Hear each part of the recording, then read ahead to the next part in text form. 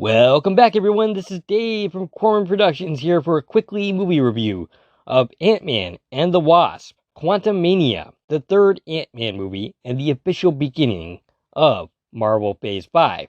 The movie's description reads as follows. Scott Lang and Hope Van Dyne, along with Hank Pym and Janet Van Dyne, explore the quantum realm, where they interact with strange creatures and embark on an adventure that goes beyond the limits of what they thought possible. The movie was directed by Peyton Reed, who was also responsible for directing the previous two of this series. And the film was written by Jeff Loveness. Before going any further, I'll tell you a couple of things. One, this is not a spoiler-free video, so if you haven't watched the movie, I highly recommend you go and check it out, and then come back and watch my video. Secondly, if you like this video and want to support the channel, please like, share, and comment, as well as subscribing to my channel. Alright, so before talking about the movie itself, I have to talk about the absolutely terrible trailer that revealed most of the plot points in this movie. It pretty much revealed the entire dang movie. Though the trailer suggested that Kang was initially going to appear to Scott to be a good guy, asking for his help before eventually betraying him. The good guy act doesn't actually last very long in the film, and really at no point is Scott willingly helping Kang. But still, the marketing for this movie, the second trailer in particular, was pretty bad. It's absolutely 100% what you don't want to do when making a trailer. So, what did I think of a movie that I went and saw this weekend with my daughter? I would say it was okay, not great, not terrible, simply okay. Now, I should admit that I did not watch the first two Ant-Man movies.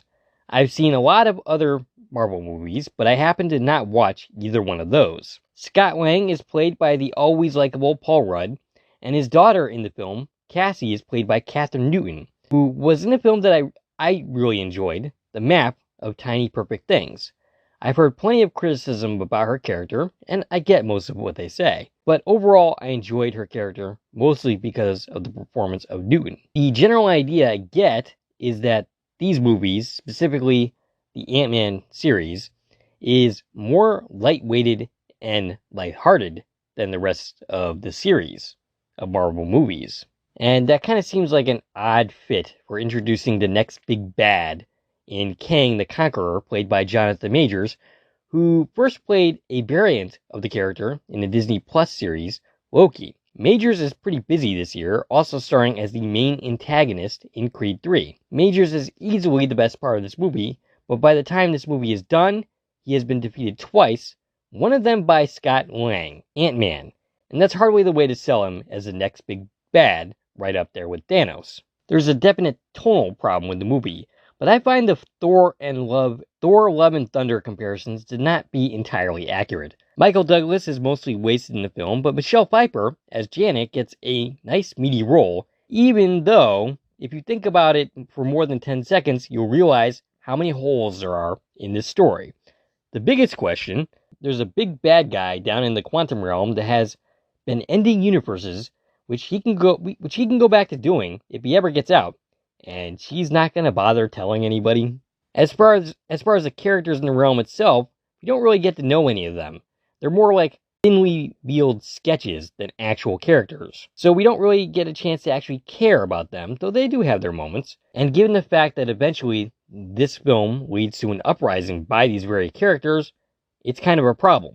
Though the fact that one of them is played by William Harper Jackson amused me to no end. I did not realize that he was going to be in the film, and he happened to co-star in one of my all-time favorite shows, The Good Place. Oh, and there's the character of MODOK. He's a character from the comic books that I am not familiar with. I found that character stupid in the film. I can only imagine how someone who actually follows the comics and is a fan of that particular character are going to feel. I'm imagining that they are going to feel pretty darn betrayed. I enjoyed the film. My daughter claimed to do so as well.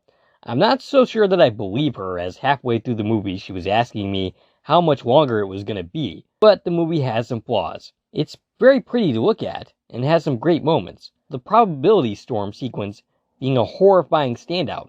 But all in all, it was just okay.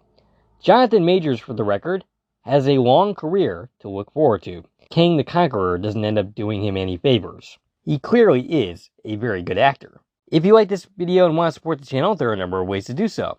You can follow me on Twitter at Quorum Productions. You can join my Quorum Productions Facebook page. You can buy something from the Quorum Productions store on Zazzle.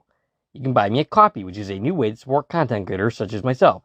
And of course, you can like, share, and comment on this video, as well as subscribing to my channel. This is Dave from Quorum Productions, signing off.